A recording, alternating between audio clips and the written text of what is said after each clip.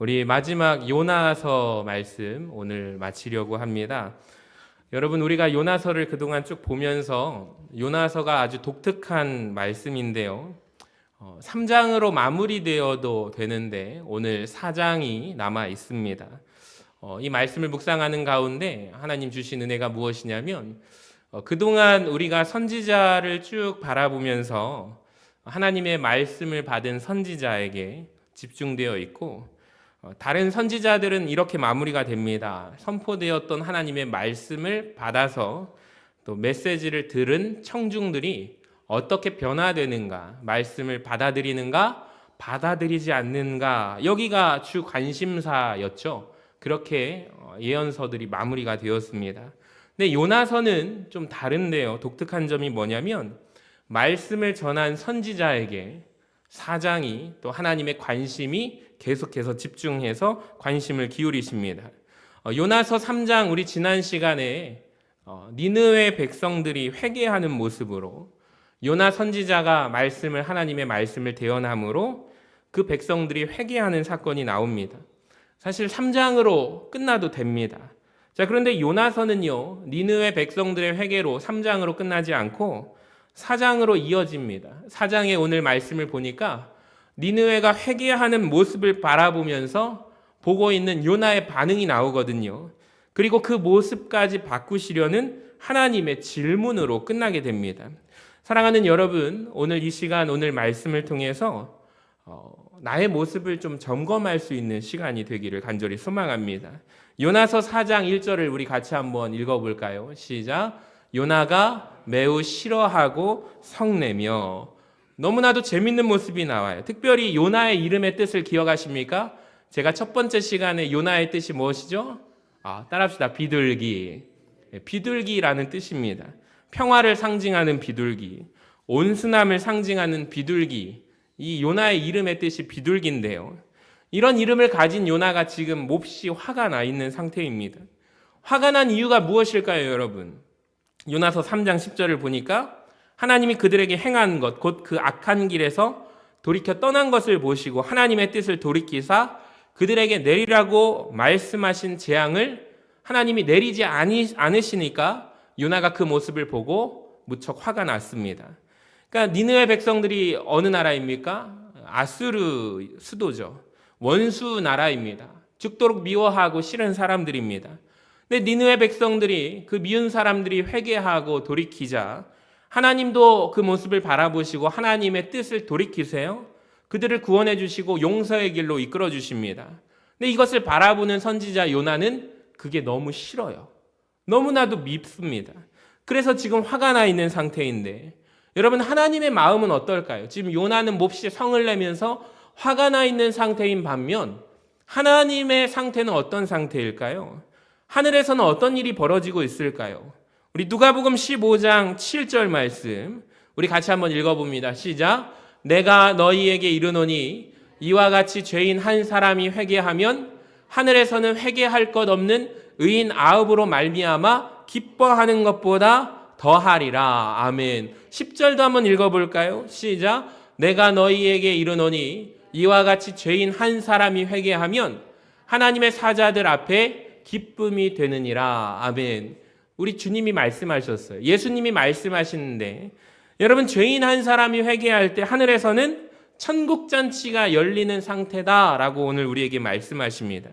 여러분, 그렇다면 오늘 하나님의 복음의 말씀이 요나를 통해서 니느웨 백성들에게 전해졌을 때 그들이 한 명도 아니라 니느웨 온 백성이 회개했잖아요.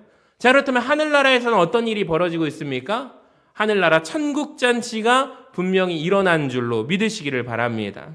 하나님이 기뻐하십니다. 많은 죄인이 회개했기 때문입니다. 자, 그런데 놀랍게도 요나는 지금 화가 나 있어요.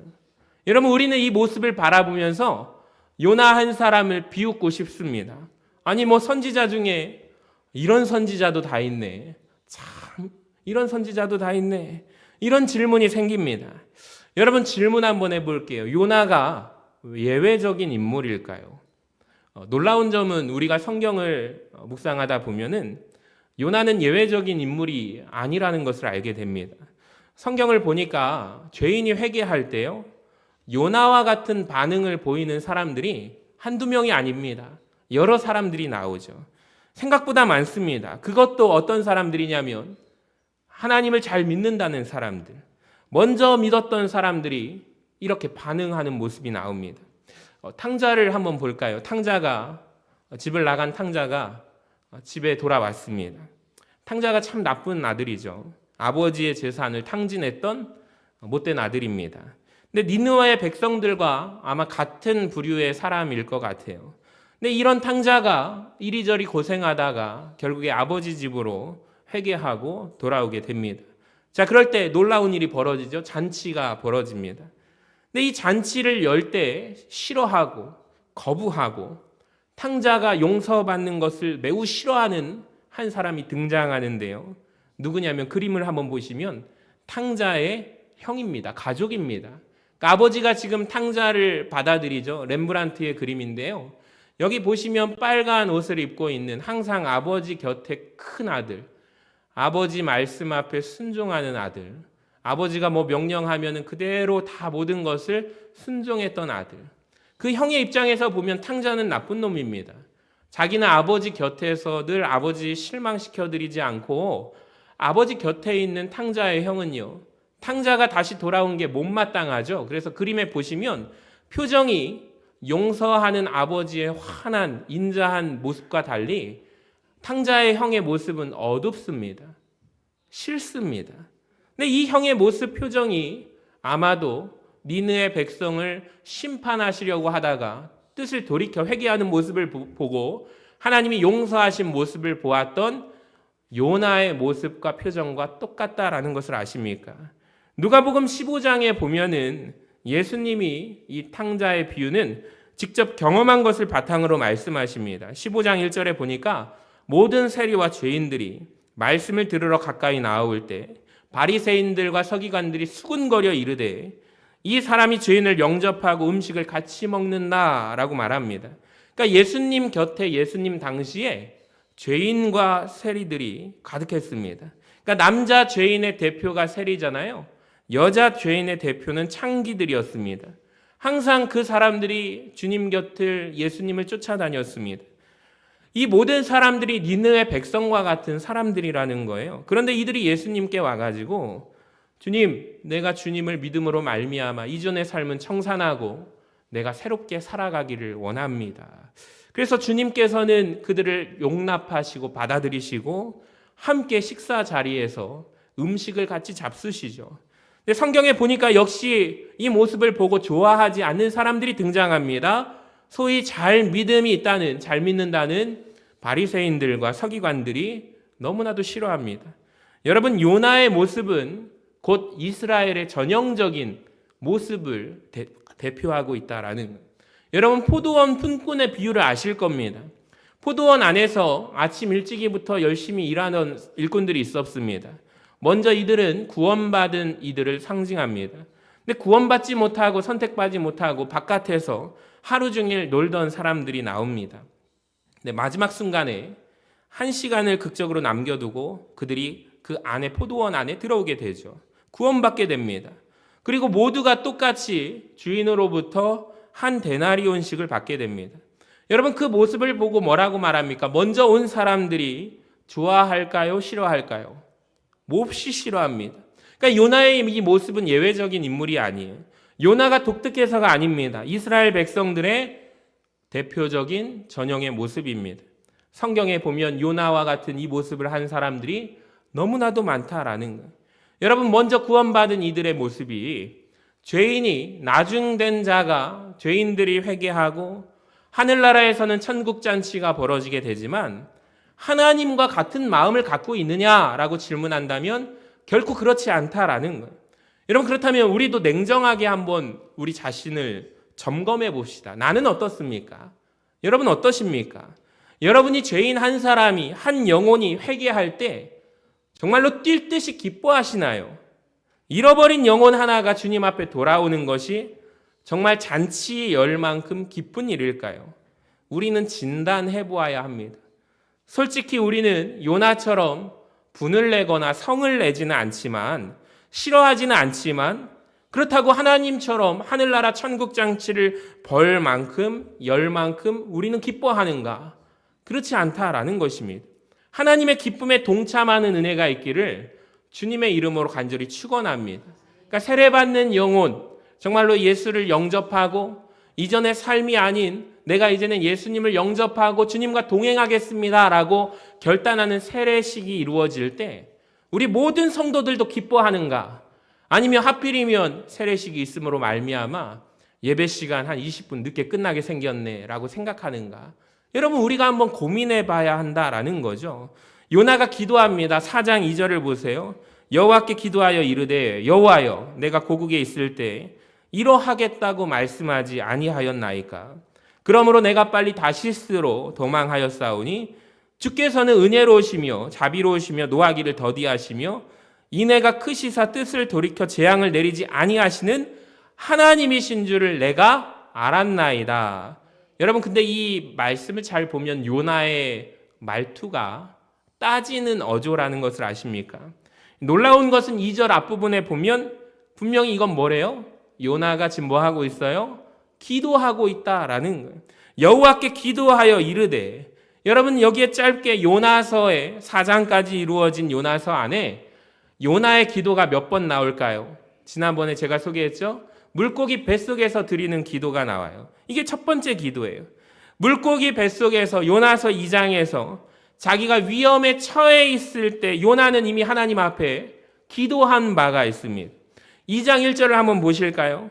요나가 물고기 뱃속에서 그의 하나님 여호와께 기도하여 이르되 내가 받는 고난으로 말미암아 여호와께 불러 아뢰었더니 주께서 내게 대답하셨고 내가 스올의 뱃속에서 부르짖었더니 주께서 내 음성을 들으셨나이다. 여러분, 절절하지 않습니까? 감사가 막 느껴지지 않습니까? 7절을 보세요. 내 영혼이 내 속에서 피곤할 때, 내가 지금 거의 죽기 일보 직전까지 갔는데 내가 하나님 여호와를 생각할 때 내 기도가 하나님께 응답되었대요. 주의 성전에 미쳤나이다. 아멘. 여러분, 감사와 감격이 느껴지는 기도 아닙니까? 8절을 보세요. 거짓되고 헛된 것을 숭상하는 모든 자는 자기에게 베푸신 은혜를 버렸사오나 나는 은혜를 버리지 않겠습니다. 감사하는 목소리로 주께 제사를 드리겠습니다. 나의 서원을 주께 갚겠습니다. 구원은 여호와께 속하였나이다. 그러니까 이 말씀을 실감나게 우리말로 번역한다면 하나님 한 번만 살려주세요. 하나님 나를 살려주시면 내가 그 은혜를 절대로 잊어버리지 아니하겠나이다. 간절한 기도입니다. 주님이 시키셨던 일, 그 사명 이젠 내가 감당할게요. 니느웨 백성들 싫지만 하나님께서 보내시면 내가 순종하겠습니다. 구원은 여호와께 속한 것입니다. 내가 어떻게 판단하겠습니까? 이것이 요나가 물고기 뱃속에서 드렸던 기도라는 거예요. 근데 여러분, 물고기 뱃속에서 나온 뒤에 오늘 요나의 기도를 한번 보세요. 매우 싫어하고 성을 냅니다. 이렇게 기도하고 있습니다. 하나님 앞에 따지고 있어요. 하나님, 이럴 줄 알았습니다. 하나님, 내가 이럴 거라고 말하지 않았습니까? 하나님, 정말 기가 막히지 않습니까? 위기에 처해 있을 때 요나의 기도와 지금 드리는 요나의 4장의 기도가 완전히 딴판입니다. 그러니까 자기가 은혜를 간구할 때 기도와 남이 은혜를 받을 때 보이는 반응은 완전히 다릅니다. 특별히 요나의 문제가 무엇입니까? 자기가 기도할 때 기도했던 내용과 완전히 반대로 지금 했다라는 거죠. 8절을 보세요. 2장 8절에 아까 전에 보시면 이방인들은 은혜를 버리지만 이방 사람들은 은혜를 버리나 나는 그 은혜를 간직하겠습니다. 하나님, 내가 은혜를 쏟아버리지 않는 자가 되겠습니다. 서원도 주님 앞에 갚겠습니다. 구원은 하나님께 속해 있으니 내가 순종하겠습니다. 근데 오늘 그의 기도를 한번 보세요. 그는 은혜를 완전히 잊어버립니다. 여러분, 근데 요나의 모습이 혹시 저와 여러분에게 있지 않을까요? 그러니까 우리가 받은 은혜를 쏟아버리지 않기를 주님의 이름으로 간절히 축원합니다. 그러니까 요나가 뭐라고 말해요? 2장 8절에서 우상 숭배자들만 은혜를 잊어버린다, 망각한다. 그들을 욕했잖아요. 근데 돌이켜 보니까 은혜를 진짜 저버리고 잊어버린 자는 요나라는 것입니다. 여러분, 우리가 무엇이 다를까요? 하나님께 받은 은혜, 내가 다 잊어버린 것 아닙니까? 요나는 하나님 앞에 서원을 드렸습니다. 자기가 서원을 했죠. 뭐라고 서원했죠? 하나님 저를 구원해 주시면, 하나님 저 한 번만 살려주시면 하나님 시키시는 대로 내가 다 하겠습니다. 근데 요나가 했던 그 기도가 서원이 하나도 기억나지 않아요. 구원은 하나님 여호와께 속한 것입니다 라고 선언했습니다. 그런데 하나님이 이루시는 구원의 방법에 요나가 불만이 있어서 성을 내며 따지면서 항의합니다. 하나님 그들을 그렇게 쉽게 용서하다니요. 니느웨가 멸망하는 결말이 저는 참 마음에 드는데 하나님 왜 그렇게 하지 않으십니까? 이런 모습입니다. 그러니까 하나님보다 자기가 위에 있어요. 더 의로운 자의 모습으로 나아갑니다. 여러분 우리에게 이런 모습이 있지는 않은지 돌이켜보기를 원합니다. 더 놀라운 것은 무엇이냐면 2절을 보세요. 요나는 하나님께 대한 정확한 신앙 고백을 하고 있거든요. 자, 주께서는 은혜로우시며 자비로우시며 노하기를 더디하시며 인애가 크시사 뜻을 돌이켜 재앙을 내리지 아니하시는 하나님이신 줄을 누가 알았어요? 요나가 안 거예요.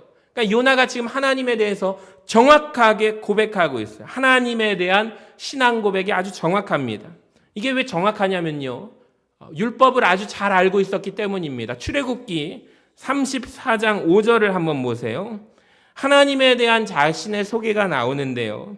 여호와께서 구름 가운데 강림하사 그와 함께 거기 서서 여호와의 이름을 선포하실세 여호와께서 그의 앞으로 지나시며 선포하시되 우리 같이 한번 읽어봐요. 시작. 여호와라 여호와라 자비롭고 은혜롭고 노하기를 더디하고 인자와 진실이 많은 하나님이라 인자를 천대까지 베풀며 악과 과실과 죄를 용서하리라. 아멘. 여러분 이것이 하나님이 자신을 소개하는 하나님의 소개거든요. 요나가 지금 이 하나님을 정확하게 알고 고백하고 있는 거예요. 하나님은 어떤 분이십니까? 그러니까 우리로 치면은 하나님의 말씀을 교회 열심히 나와서 목사님의 말씀을 잘 듣고 다 암기했어요. 하나님은 이런 분이시구나. 뭐로 이해했어요? 머리로는 이해했어요. 요나가 가슴으로는 이해하지 못했다라는 거예요. 머리로는 하나님을 잘 이해합니다. 근데 정작 머리로는 알지만 이게 무슨 의미인지 알지 못합니다. 머리로는 하나님은 어떤 분이신가? 사랑의 하나님이시다. 하나님은 용서하는 하나님이시다. 이게 분명히 알지만 이게 도대체 무슨 의미인지 알지 못합니다. 머리 지식은 있으나 가슴으로는 이해하지 못해요. 하나님의 마음을 조금도 알지 못해요. 여러분 우리는 어떻습니까? 우리도 머리로는 압니다. 하나님이 온 열방을 구원하신다는 하나님의 속성은 압니다. 머리로 압니다. 근데 여러분 머리에서 가슴까지가 약 30cm 정도밖에 안 되잖아요. 여러분 근데 정말로 내가 머리로 아는 이 지식이 하나님에 대한 인애의 사랑의 하나님의 그 마음이 내 가슴 마음까지 온다라는 게 쉽지 않아요. 이 거리가 좁혀지지 않거든요. 그러니까 신앙이란 무엇인가? 이 30cm 남짓되는 이 거리를 좁혀가는 거예요. 머리에서 가슴으로 실천하는 거예요. 하나님을 아는 사람들이 머리만 커지는 게 아니라 실천을 하는 거예요. 하나님이 그 말씀을 우리에게 주셨으면 말씀을 지켜 행하는 교회가 되어야 되고 성도가 되어야 할 줄로 믿습니다. 그러니까 요나가 가진 문제가 여기에 있다라는 거죠. 그는 머리 따로 가슴 따로였다라는 거예요. 그러니까 머리로는 알지만 근데 이게 하나님의 말씀을 외워서는 알지만 진짜 아는가? 가슴으로 아는가? 모릅니다. 그러니까 요나는 정확한 하나님의 지식이 머리에 있지만 가슴으로 내려오지 못해요. 여러분 머리에만 머물러 있는 하나님의 사랑, 하나님의 거룩함 이게 무엇일까요? 가슴으로 내려올 때 진정한 신앙인이 되는 건 아닙니까? 하나님의 그 마음이 정말로 한 영혼이 구원받고 변화되는 것을 정말 기뻐하는 내 마음이 하나님의 마음과 같은가? 여러분 이걸 자꾸 좁혀가야 합니다. 하나님은 정말로 성도들이 하나 되는 것을 기뻐하십니다. 교회가 찢기고 분열될 때 하나님은 너무 가슴이 아프다는 것을 아셔야 합니다. 그러니까 가슴으로까지 내가 알고 있는가? 그 하나님의 사랑을 알고 있는가? 고민해 보아야 합니다. 그러니까 요나는 머리에만 머물러 있죠. 여러분 가슴으로 내려오지 않아요. 사랑하는 여러분, 우리 모두가 가슴으로 그 말씀을 실천하는 우리 모두가 되기를 주님의 이름으로 간절히 축원합니다. 자, 그렇게 정확한 하나님에 대한 신앙 고백을 머리로 한 뒤에 요나의 행동을 보세요. 자살 소동을 벌이는 모습이 나옵니다. 내가 죽기를 원한다고 말합니다. 자, 5절을 한번 보세요.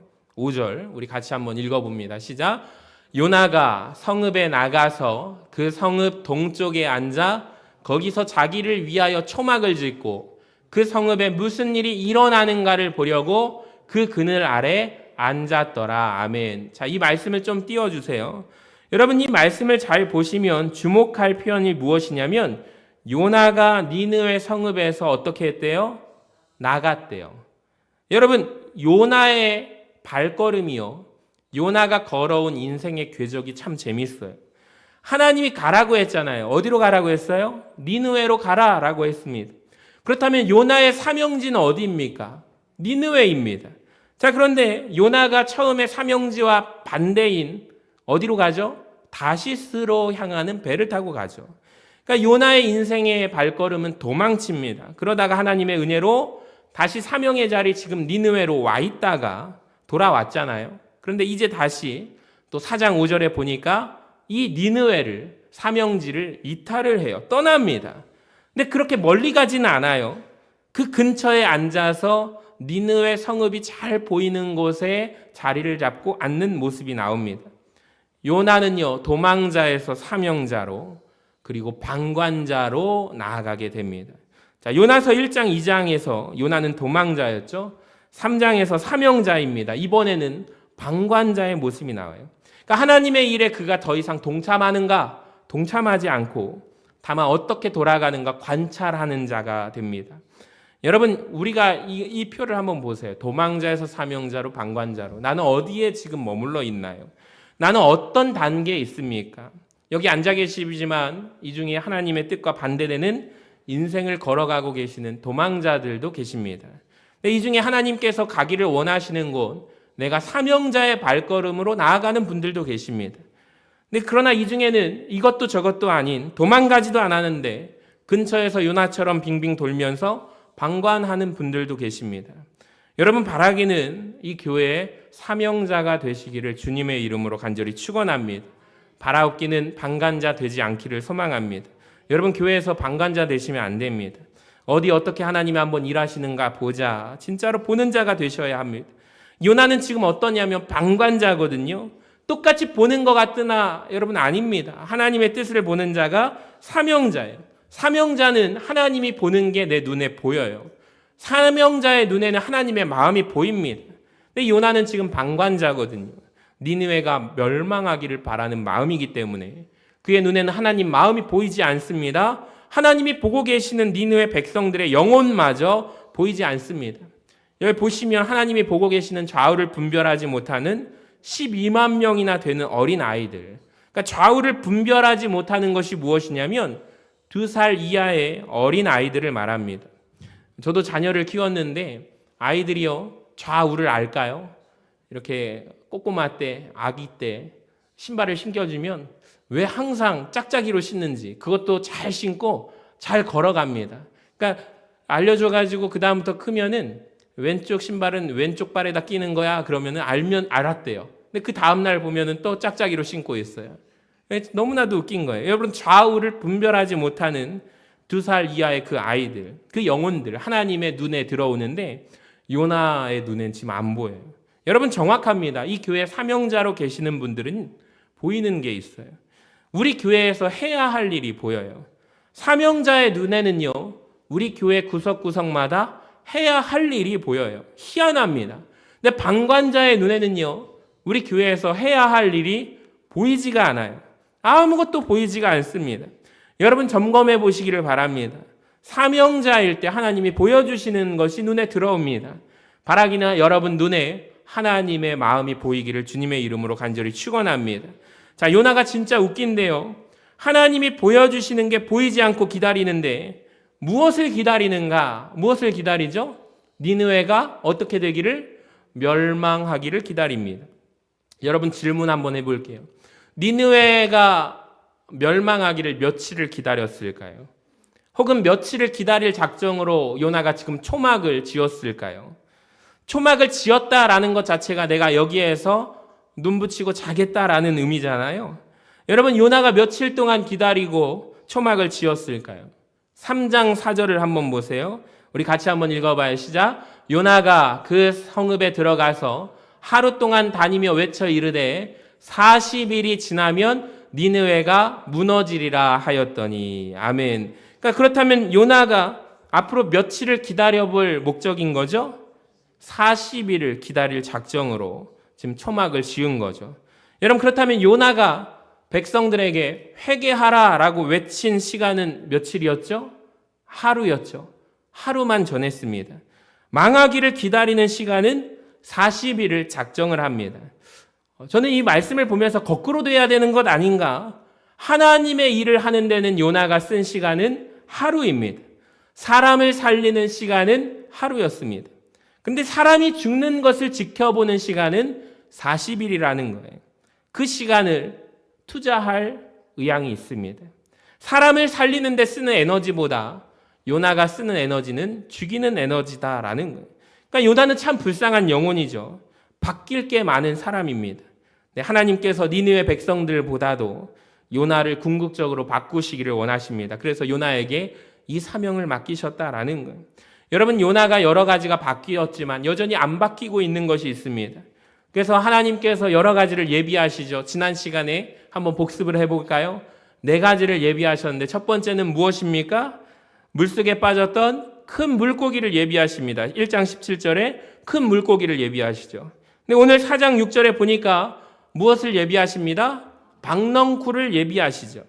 요나가 의지했던 하나님이 박넝쿨을 설치할 때 요나가 너무나도 기뻐했던 박넝쿨을 예비하십니다. 근데 또 7절을 보니까 뭘 예비하세요? 벌레를 예비하십니다. 8절에 보니까 뜨거운 동풍을 예비하십니다. 그러니까 하나님이 요나 한 사람 바꾸기 위해서 4가지를 동원하시는데 물고기의 의미는 구원의 예비입니다. 우리 인생 가운데서도 하나님이 우리 한 사람 예비하기 위해서 구원의 은혜를 베풀어 주시는 줄로 믿습니다. 뜨거운 햇살 아래 있는 박넝쿨, 요나가 참 기뻐하고 시원함을 주었던 기쁨을 주는 박넝쿨이 있습니다. 그러니까 괴로움을 면하게 되는 박넝쿨을 하나님이 예비해 주십니다. 특별히 은혜가 되는 말씀이 4장 10절이죠. 내가 수고하지도 않고 재배도 아니했는데 주어진 은혜가 나에게 있다라는 거예요.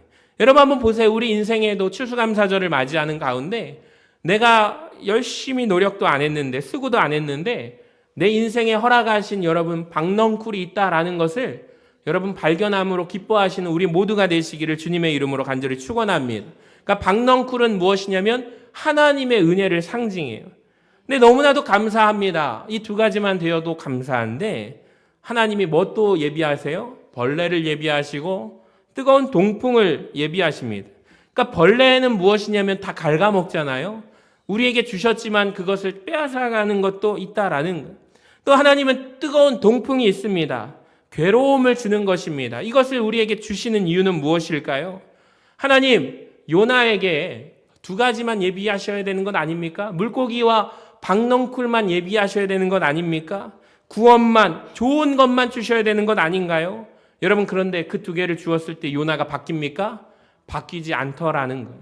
그러니까 하나님께서 우리에게 여러분 또 2가지를 주실 때 동풍도 주시고 벌레도 주신다라는 거예요.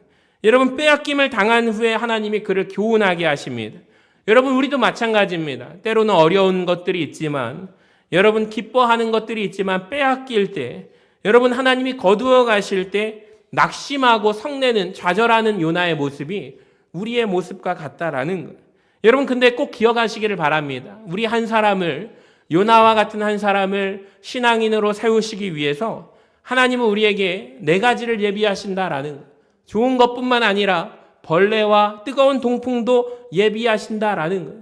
근데 이 모든 것을 통하여 우리가 로마서 8장 28절을 같이 한번 읽어볼까요? 시작. 우리가 알거니와 하나님을 사랑하는 자 곧 그의 뜻대로 부르심을 입은 자들에게 모든 것이 합력하여 선을 이루느니라. 아멘. 여러분, 인생에 좋은 것만 있음으로 인해서 감사하지 마시고 때로는 빼앗기고 거두어 가실지라도 여러분 괴롭게 하실지라도 이것들을 통하여 합력하여 선을 이루어 가시는 우리를 교훈하시고 깨닫게 하시는 하나님의 은혜를 경험할 수 있는 우리 모두가 되시기를 주님의 이름으로 간절히 축원합니다. 이제 마지막으로 이제 정리만 할게요. 하나님이 질문하십니다. 요나가 성을 내고 너무 화를 내잖아요. 박넝쿨을 가지고 너무 화를 내니까 9절에 보니까 하나님이 질문을 하세요. 야, 네가 이 박넝쿨로 말미암아 성내는 것이 옳으냐 하시니 요나가 뭐라고 대답해요? 죽기까지라도 옳다라고 대답합니다. 그러니까 요나는 참 대단한 사람입니다.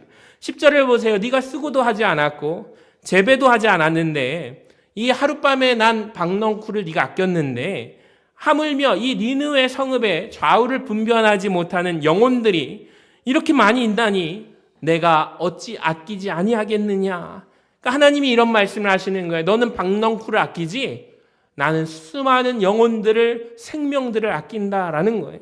여기에서 충돌하는 거죠. 요나가 아끼는 것과 하나님이 아끼는 것이 다르다라는 거예요. 완전히 다릅니다. 여러분, 하나님이 이 부분이 성경 원문에 보니까 뭐라고 말씀하시냐면 나는 영혼들을 아낀다. 근데 지금 아끼는 마음이 든 게 아니라 나는 태초로부터 과거로부터 지금까지도 아껴왔고 앞으로도 영원토록 아낄 것이다 라는 말씀이 담겨져 있대요. 사랑하는 여러분, 우리 영혼들을 아끼시는 하나님, 앞으로도 계속해서 아끼시는 하나님의 은혜를 경험하기를 주님의 이름으로 간절히 축원합니다. 그러니까 하나님이 생명, 영혼에 대한 생각이 이와 같다라는 거죠. 근데 요나가 아끼는 것이 다르고 하나님이 아끼는 것이 달라요. 여러분, 그렇다면 우리 신앙인들도 하나님이 아끼시는 그 마음을 우리가 알기를 원합니다. 깨닫기를 원합니다. 이따가 부를 찬양 중에 그의 생각이라는 찬양이 있어요. 그의 생각, 하나님의 생각, 셀 수 없는 생각. 영원토록 무궁하신 하나님, 하나님의 성실이 날마다 새롭고 그의 사랑이 끝이 없다라고 고백합니다.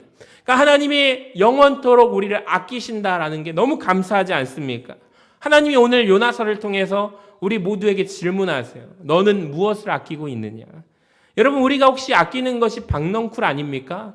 하루 만에 벌레가 갉아먹어서 살아 없어질 것, 돈과 명예와 집과 사업을 탐하십니까? 근데 하나님이 이전부터 아껴오시고 영원히 아끼실 영혼을 나도 사랑하고 있습니까? 하나님이 요나에게만 질문하지 않으세요. 요나는 이제 사라졌어요. 그렇다면 이제 앞으로 이 질문은 우리에게 향합니다. 하나님이 말씀하시죠. 내가 어찌 아끼지 아니하겠느냐. 여러분, 우리가 아끼는 것들이 박넝쿨에 불과함을 알았으면 좋겠습니다. 그러니까 머리로가 아니라 진짜 하나님의 그 마음을 우리가 아는 자 되기를 원합니다. 제가 질문 한번 드려볼게요. 여러분, 요나가 죽기까지 옳다라고 외쳤잖아요. 그렇죠? 내가 이게 지금 너가 화를 내는 것이 맞느냐? 하루 만에 사라진 박넝쿨을 네가 이렇게까지 나한테 성을 내면서 아끼는 것이 옳으냐? 하나님, 옳습니다. 제가 지금 맞게 행동하고 있거든요. 라고 요나가 지금 완전히 당돌하게 어리석은 모습으로 하나님 앞에 따지잖아요. 네, 여러분, 요나의 답변은 나오지 않아요. 요나의 답변이 궁금해요. 요나가 뭐라고 답변했을까요? 과연 요나는 하나님의 뜻을 받아들이고 순종했을까요? 아니면 여전히 하나님을 이해하지 못하고 하나님께 따지고 반항하는 모습으로 되었을까요? 궁금하지 않으십니까? 제가 확신을 가지고 말씀드리면 요나는 하나님의 마음을 알았습니다. 그 증거가 뭐예요? 오늘 요나서를 우리가 읽은 거죠. 그러니까 요나서를 보면은 요나의 허물, 요나의 잘못된 모습, 와, 이런 선지자도 다 있네 할 정도로 어리석은 요나의 모습을 다 고백하고 있어요. 요나가 하나님 나 끝까지 이해 안 되는데요, 모르겠는데요 그랬다면 요나서를 안 썼을 거예요. 자기가 실수한 허물이잖아요. 자기가 잘못한 이야기잖아요. 근데 요나가 요나서를 쓴 이유는 무엇입니까? 내가 하나님의 마음을 전혀 몰랐던 사람인데 이제는 하나님의 마음을 내가 알았기 때문에 여러분에게도 나의 모습을 통해서 깨닫기를 원한다. 하나님의 마음을 알았으면 좋겠다라는 마음으로 요나가 썼다라는 것입니다. 사랑하는 여러분, 우리가 하나님의 마음을 모르고 살았다면 이제는 우리가 하나님의 마음을 알기를 원한다고, 하나님의 그 마음을 달라고 우리가 고백할 수 있기를 원합니다.